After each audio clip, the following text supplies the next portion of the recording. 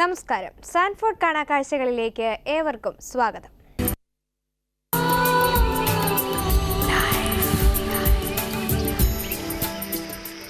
ചൈനയിലെ പാണ്ഡ വാലിയുടെ വിശേഷങ്ങളാണ് ആദ്യം. വംശനാശ ഭീഷണി നേരിടുന്ന പാണ്ഡകൾക്ക് സ്വാഭാവിക ആവാസ വ്യവസ്ഥ സൃഷ്ടിക്കാനുള്ള ഒരുക്കത്തിലാണ് ചൈനക്കാർ. 9 പാണ്ഡകളാണ് നിലവിൽ ഈ പാണ്ഡാവാലിയിൽ ഉള്ളത്.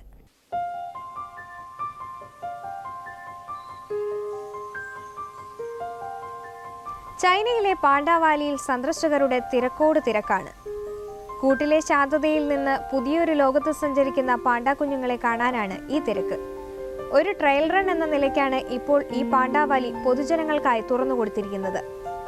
കൂടുകളിൽ ജീവിച്ചിരുന്ന പാണ്ഡകളെ നീണ്ട പരിശീലനത്തിനൊടുവിലാണ് വിശാലമായ താഴ്വാരത്തിൽ തുറന്നുവിട്ടിരിക്കുന്നത്. ജൈൻ പാണ്ഡ ഇനത്തിലുള്ള 9 പാണ്ഡകളാണ് പാണ്ഡാവാലിയിൽ ഇപ്പോൾ ഉള്ളത്.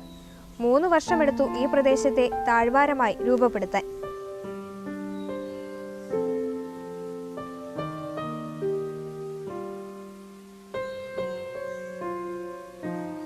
我们这个身心训练场呢，有很多人工的痕迹，比如说有平整的草坪，有我们给它人工栽植的很多竹类。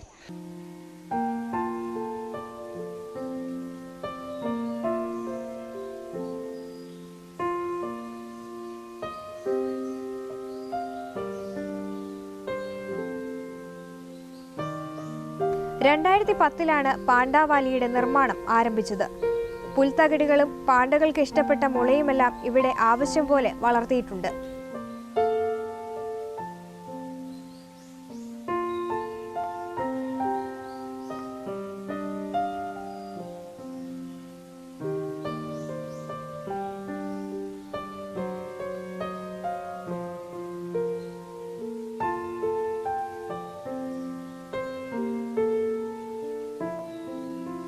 വംശനാശ ഭീഷണി നേരിടുന്ന വിഭാഗമാണ് പാണ്ഡകൾ.